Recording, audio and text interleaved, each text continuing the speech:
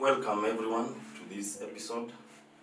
We thank God for giving us an opportunity to come and share together so that we can learn and grow in life. This channel, it's about to motivate us and even to educate us. I really value and we really value you. We thank those who have subscribed to this channel. We thank also those who have liked and even have shared. And I believe that you are learning something, and we value also your comments. The last comments that we received, we are working on them, and we are going to use them to make this program effective. And therefore, we are going to start with a prayer as we continue. Let's pray. Dear Father, we thank you for the gift of life, and we thank you for bringing us together so that we can reason. Because the Bible reminds us that there's a time that we need to sit down and reason together so that our life will be better. May your presence go with us. In Jesus' name we pray. Amen. Thank you very much, Reverend, for coming to this program once again. And we thank God for your presence. I don't know, how is your family? Doing very well. Are you married? Definitely I am. Yes? Yes. How do you see marriage up to now? Wow, the best institution that I've ever been in. Yeah. But I think it depends on how you make it. Yes. Obviously, marriage depends on what you make it to be. Mm-hmm. You can make it to be a lovely institution, enjoy it, but you can also make it to be the worst of all, and you want to be walking away from it. Yes. So it depends on the investment you make in it. The investment. Yes. When you talk about investment, I know that for many years, now that I know you have teens in your house, yes, for many years you have been having them for 1 month, 2 months, but right now it's about 6 months. How are you doing?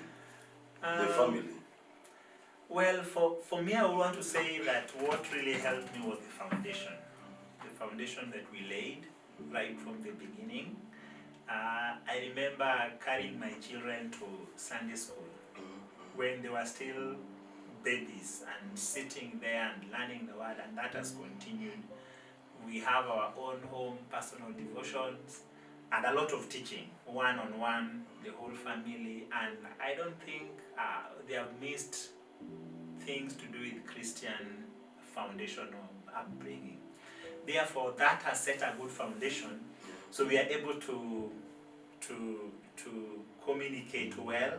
We are free with one another. My daughters will come and tell me whatever they want to tell me without any fear, because we've created a rapport in the house. We are free with one another, and we even make fun. Sometimes they make fun of me. Yeah, and we laugh and it goes.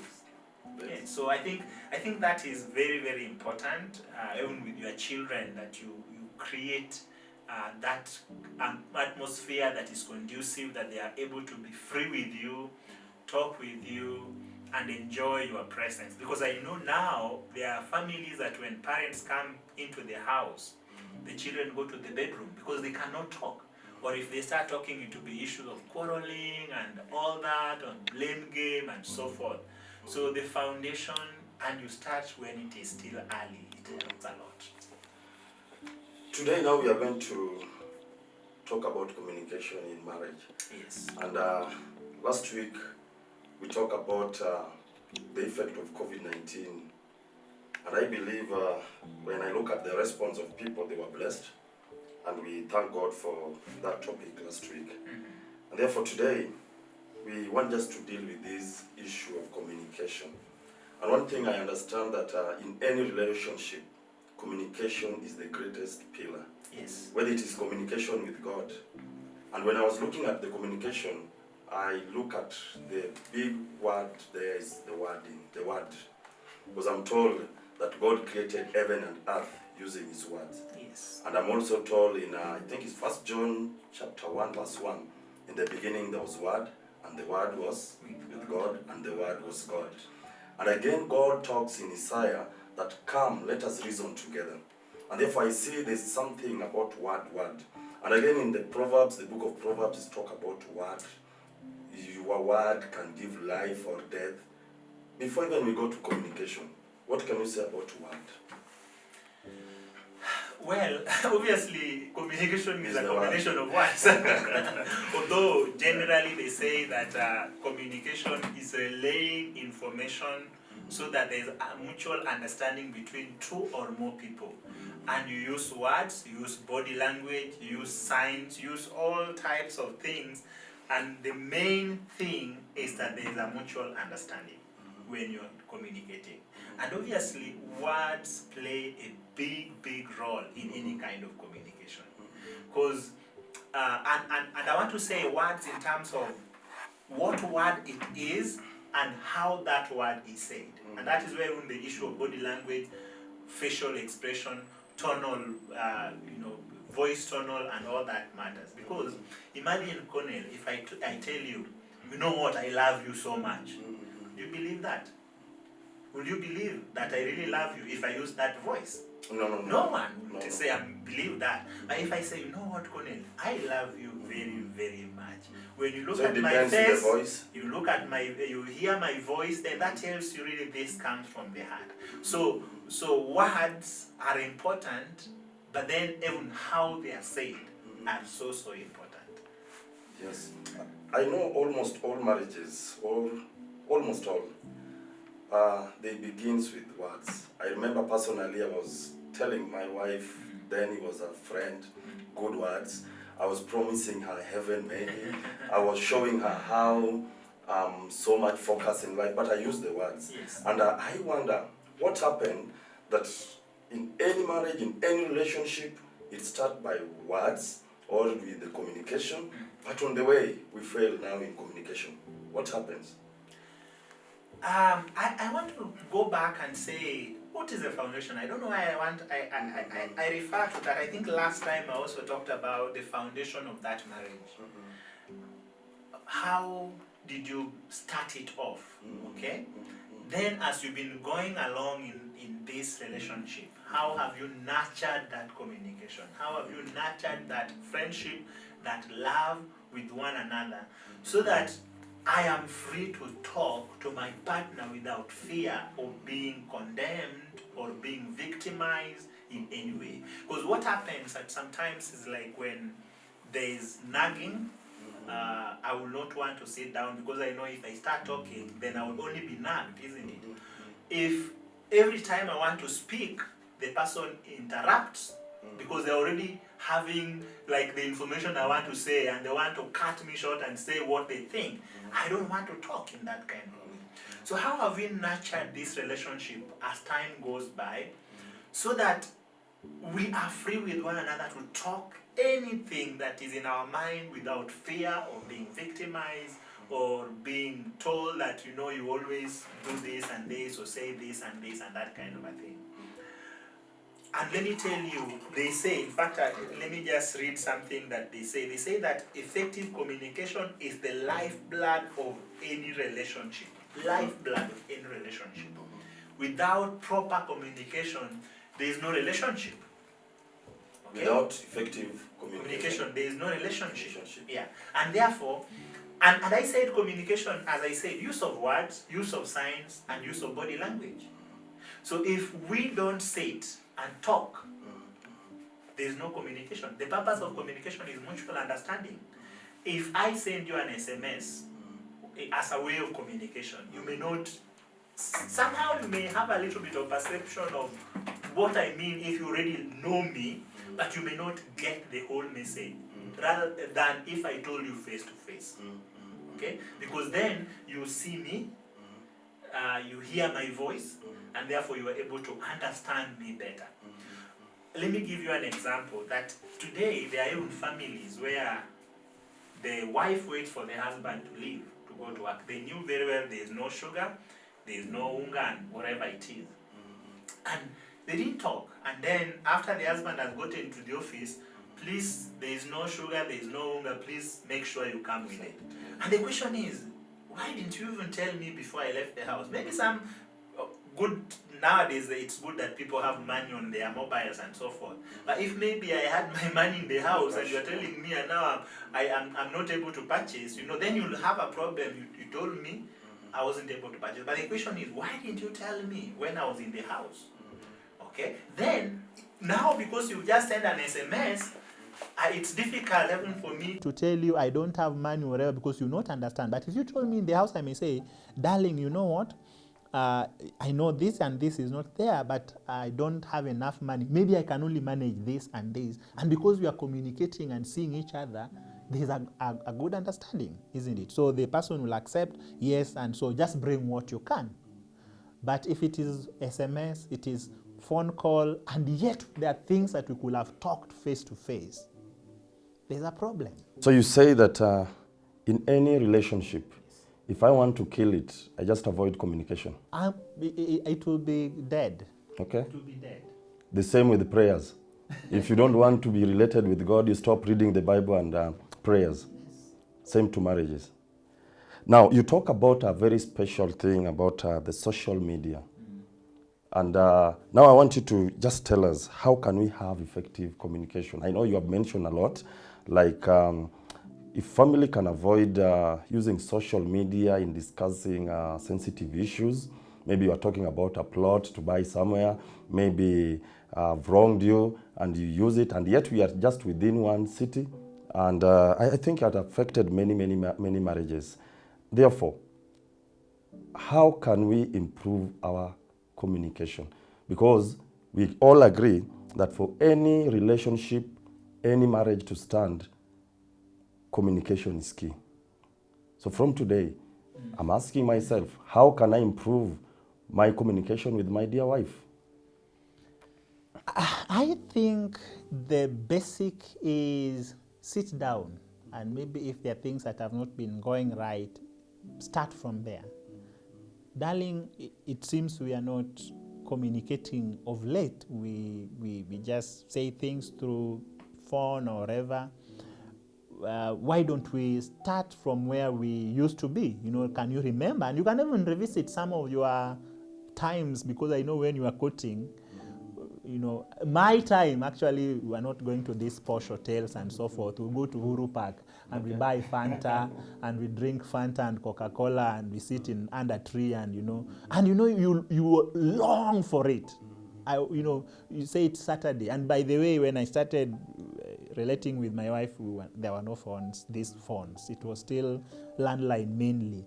So, or you send letters. That makes me feel so old anyway. But yes, so it was not even when you've agreed it is 2, then, and you know the specific tree in Uhuru Park, that one. So that's where you'll go. And you sit there and you enjoy that time. You talk. In fact, time comes and you're like, oh, we need to go. Because there's just so much talk. Now, where did you lose that? That's where you need to go back to and ask yourself in that relationship and that marriage, where did we lose that? What happened? Revisit that. And if there are things that you can be able to recognize and identify, then try to work on those areas so that you can revive those moments that you used to have when you were courting and when you started your marriage. If there are conflicts that have arisen, that have made the communication diminish, what are they? Are they things that we can solve? Are they things that we can handle? If it is a way that I've been using my words that make my partner feel like I don't want to talk, because immediately we start talking, we'll be quarreling. Can I work on it? Is it my voice? Because there are people who are so defensive, and immediately you start saying they're like, they already know what they want to say. What is it? So that's where I think we need to go back to. What is it that spoiled that time that we used to enjoy? You mentioned about our prayer life. When you get saved the very first time, you are on fire.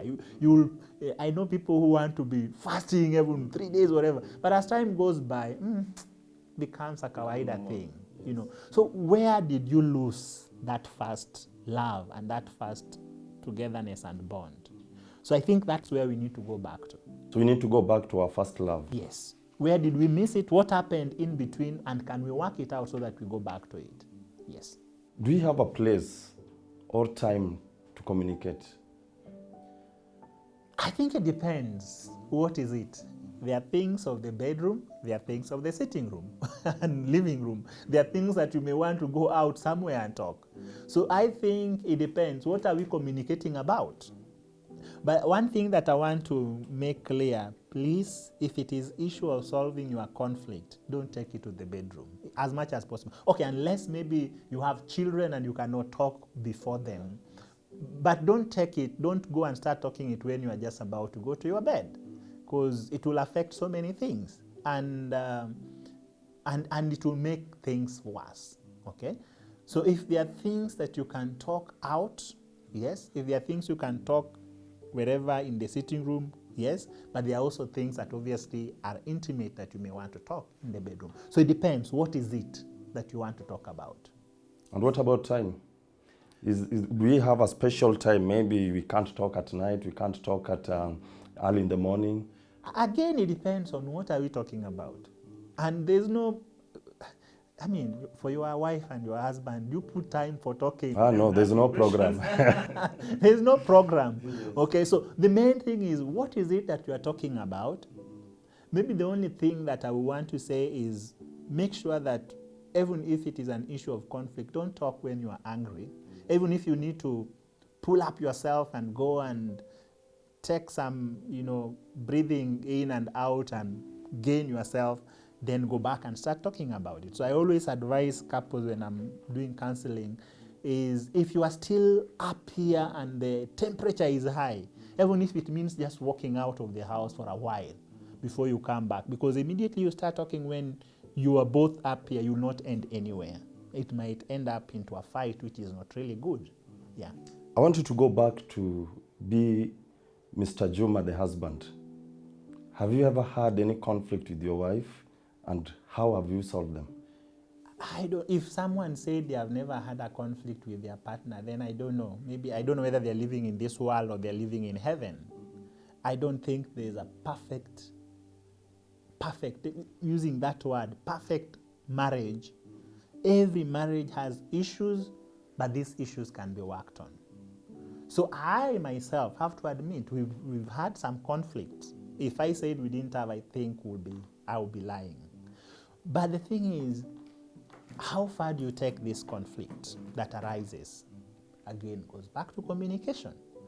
If my wife wronged me for the first time and I kept quiet, for the second time I kept quiet, the third time I feel like, you've been doing this and this and this, so it has gone up. But if I'm able to realize this thing hurt me, am I sincere enough to go and tell my wife, by the way, in the morning I asked you to give me tea, but the way you responded, I felt so bad. Okay? It calls for humility also. Both sides, okay? And I think last week or last time we talked, I mentioned that sometimes men feel like they are on top. So they don't want to calm down and say, I was wrong or I am wrong. Both are important. I was wronged and I am wrong. And I am willing to forgive and she is willing to forgive. I am sorry and she is sorry. Those words are very, very important. So that's where we go. We go back and talk about it, whatever it is. Sometimes you don't find the solution right away, but sometimes you keep on working on it and you keep on improving. And again, there is no formula. I don't want to say there's a formula. If I say a formula is wrong, because every individual is different. Our personalities are different. So when you understand your partner and you understand the personality, in fact, that's one area that we also cover when we are doing counseling, the personality types of different people. How does this other personality behave? How does this other personality behave? And all that. When you understand your partner and their personality, how they react to things, how they respond to things, then you have a very good ground on solving the conflict and communicating well. You talk about the personality, and you talk about there's no formula. And another question is, who should initiate the communication in the family? Should it be the head of the house, the husband, or the wife? I don't want to say there's someone to initiate the communication, because then the other person will be waiting. Kama hajaanza, mi sitaanza. You know, again it goes back. What is it? What is it? What is the situation? Okay, so whatever it is, if it is me who has something to say, why don't I say it? If she is the one who has something to say, why don't they say it? Okay. Because I see it, maybe some men will feel like they are being lowered in a way that the wife is the one bringing the issue and say, can we sit down and talk? And he feels like he is the head of the house, he is the one to call the meeting. And therefore you found that there's a lot of issues in families because umenidharau, umenikanyagia, yeah? Umenikalia. Foundation of our marriage. We were in a mutual agreement. We are partners. We are together working as one. So in a marriage, as much as the Bible talks about the responsibilities of a man and a woman, but I don't think there's a need or there's a reason why it must be a man to be always, you know. Let me tell you, by the way, some of the most successful men are men who listen to their wives' advices. I want to tell you that without any doubt or conflicting myself in any way. Except that, apart from just understanding your wife and what they're saying, because these women are so wise. God has given them really a lot of wisdom, and they see things that we don't see. They will see danger somewhere that for you didn't see, and they will pinpoint it for you. So if you are not a listening person, you will miss so many things just because you didn't want to listen. Even the project, let me tell you, even some of the projects people have come up with, you know, investments, most of them, maybe not all, but most of them sometimes come from the women. They're the ones say, why don't we do this? You know, men, for the sake of not wanting to admit that she's the one suggesting, might play it, you know, to delay it, whatever, but they're thinking about it, and then they may bring it in another way, but because of the woman who initiated it. So let's not say it's a man who has to start it. We are all able to start any kind of communication in our houses. And the main purpose is so that we can understand one another, and that there is peace in that family, there is love in that family, there is unity in that family, and we make our families be what God wanted it to be. I see many families in my background whereby a man can have a project. Maybe he plans to build a house.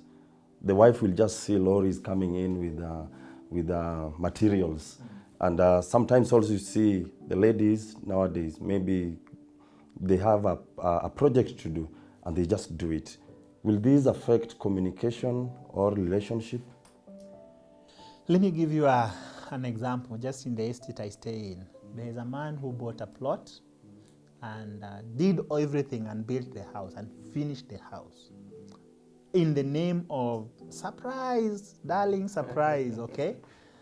I think there are projects that you can surprise your wife or your husband with, depending on the magnitude of the project, the magnitude of what it is. But there are some things that there must be involvement of both partners.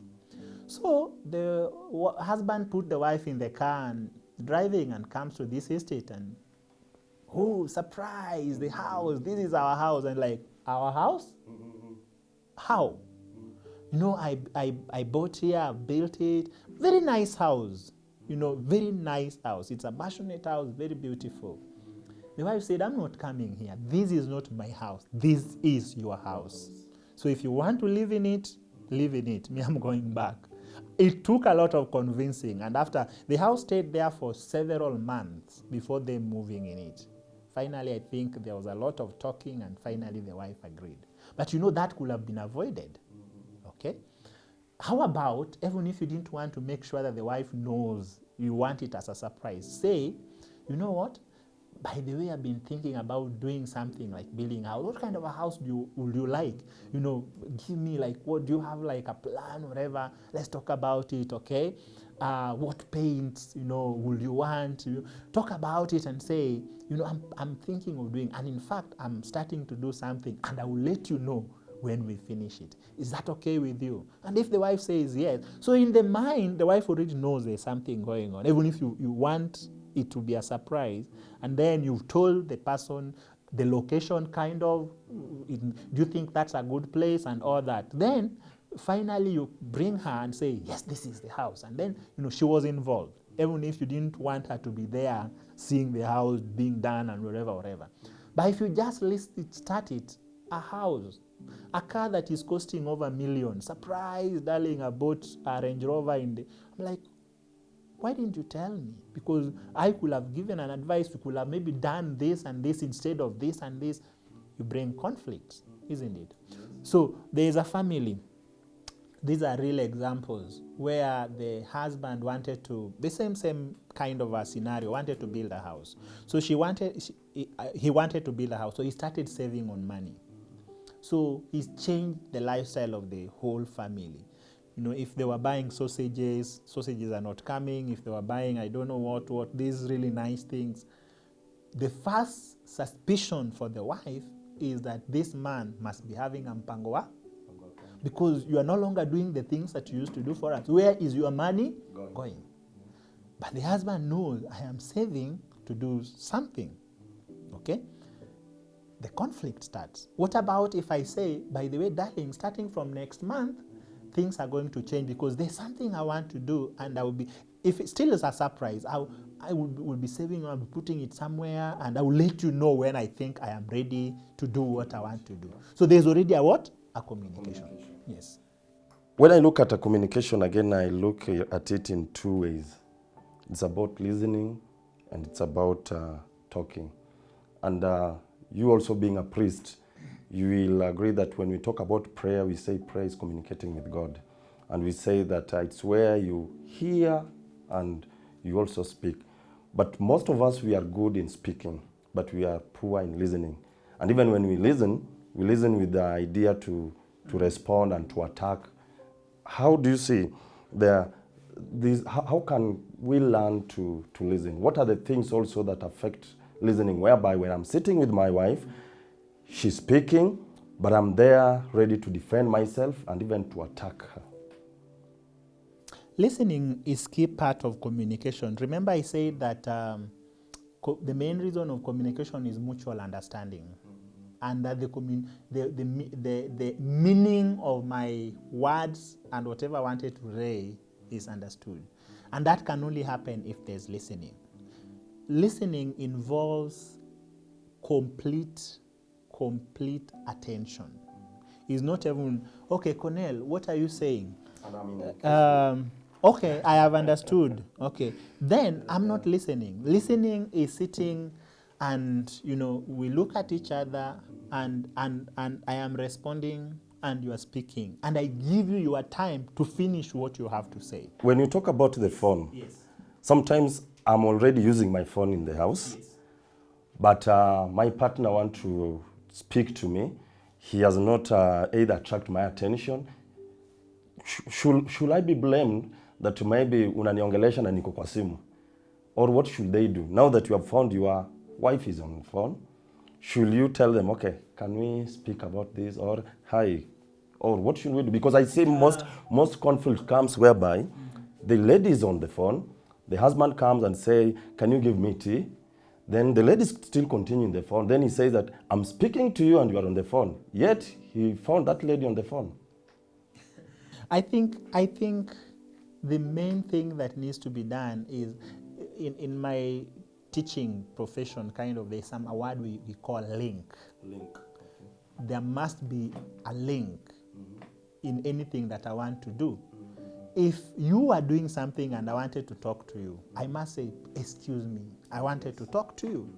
Is it, in fact, sometimes even asking, is it a good time to talk? In fact, that is even true with the phone. When you call someone, instead of, hello, no, hello, how are you? So and so, can we talk? Is it a good time to talk? Do you have some time? So that there is a bit of a link and setting the base of wanting to talk and the scenario and So you don't blame someone if maybe they are on a call or they are writing a message and you start talking and you say you are not listening, okay? Please, I want you to talk. Can we talk? Okay, yes. Just a moment, I finish this message, then we can talk. Okay, then I finish and put my phone down. And Or just a simple word, excuse me, Yeah. can you bring for me water? yeah, There must be a link. a link that will make the person know you need their attention. Yes. You don't just speak. And what are the things that make somebody just to feel like, I don't want to hear from you? What are the things that affect that listening?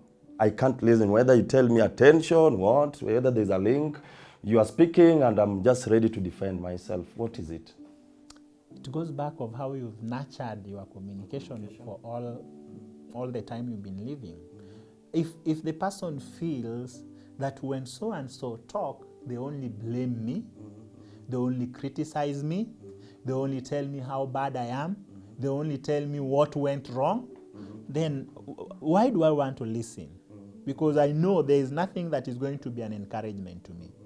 So I think it's very important to know that when I'm talking to my partner, actually what we say, communication, there's like even when you are to correct person, you do what we call a sandwich.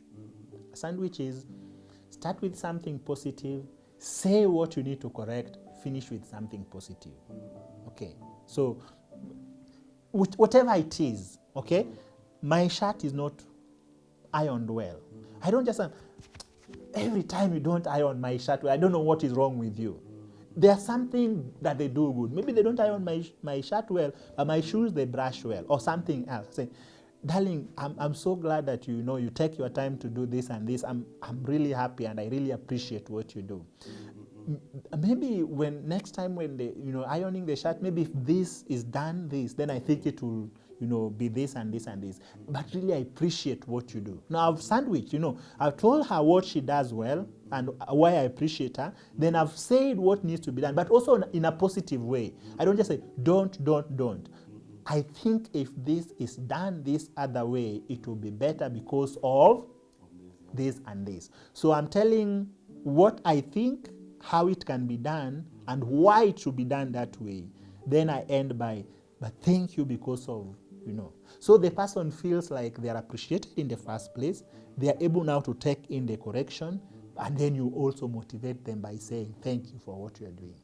And also, I believe that it goes with friendship. Because again, I know a scenario whereby you start by mentioning good things, but your partner will say, then he knows very well that when you start with this, that, oh, thank you for teeth, he knows that, then what do you want to say, a negative one now coming? Don't put it negatively. Yeah. Don't. Proper communication words should be built in a way of how to strengthen something, not criticize or not making it negative. Positive words are received better than negative words in all setups, okay? And don't always just be looking for the wrong always.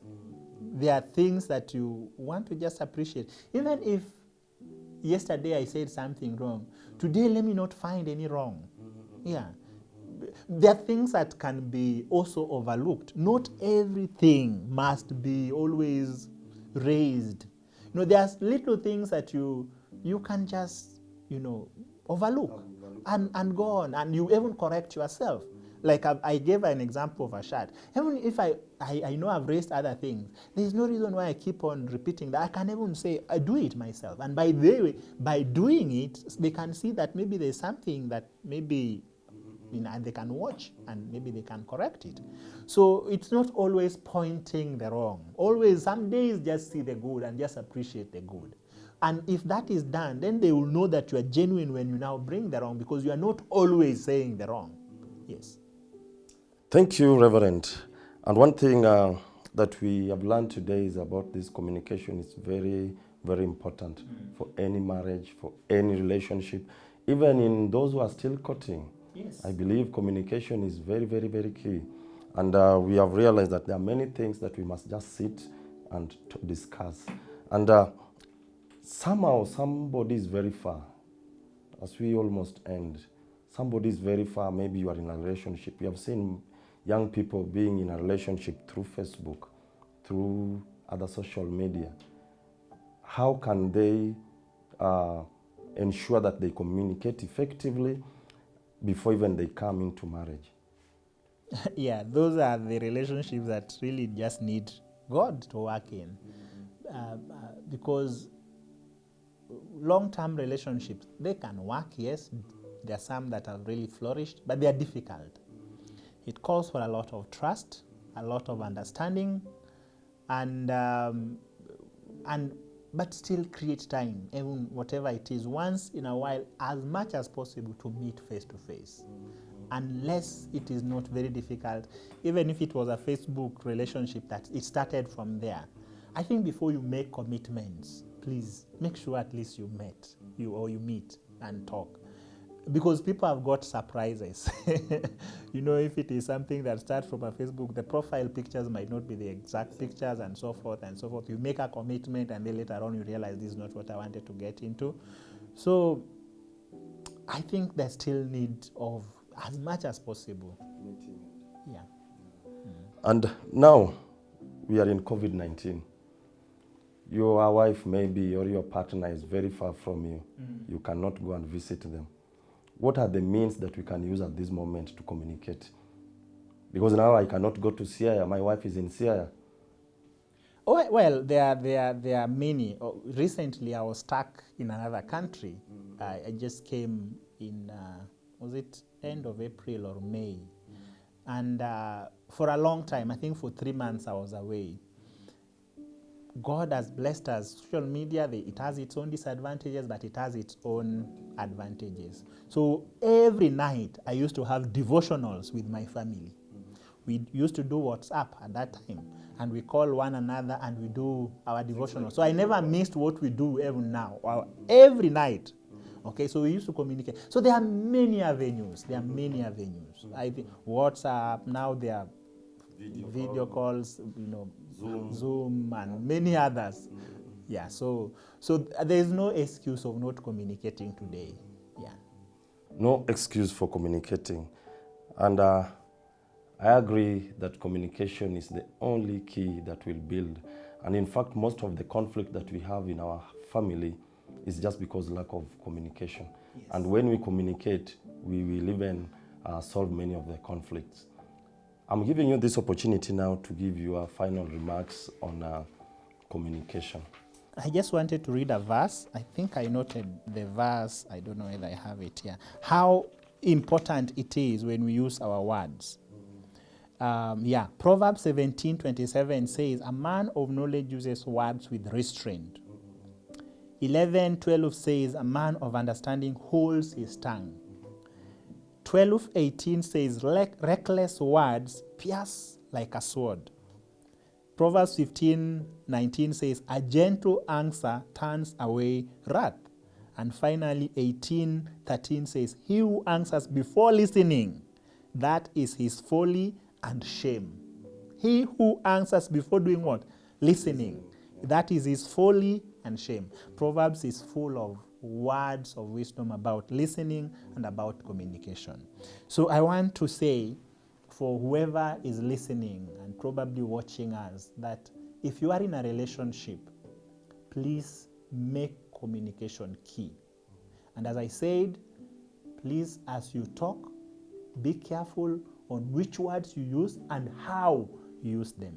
Watch your tonal voice or voice variation or voice tone. Watch your facial expression, because all those adds up to what communication is. But remember, communication is the lifeblood of any relationship. They say 85% of all issues in a marriage is as a result of lack of proper communication. And that is true for any relationship. So may God help us to build in our relationships by communicating well and investing in communication and means of communication so that we flourish even in our relationships and marriages. Thank you. Invest in your communication. It means we need to create time and just speak it out. It doesn't matter how big the issue is, but again, we should not just wait for issues to arise. We need just to communicate throughout. Indeed, it's true, your partner will always take your issue negatively because you always only communicate when things are bad. And therefore, it should be a lifestyle, communicating throughout. and our marriage will be great. I want to thank those who sent their comment. I want to thank Mary Mwangi. Mary Mwangi says that true love is important and covers all multitudes of things. Nelly Achoki says that communication is very important in the family. Tesia Coco says, insightful conversation. God bless you, Percy. Thank you. Mary Mwangi again says, this is a good conversation. David Omondi says, good conversation. God bless you. Ida Omolo says, good thought through idea. Thank you for your comments. And we will be coming here to speak much with Reverend Juma, who works with Child Fellowship Ministry, to speak much about marriage issues. If you need to meet him, if you need counseling, my number is down there.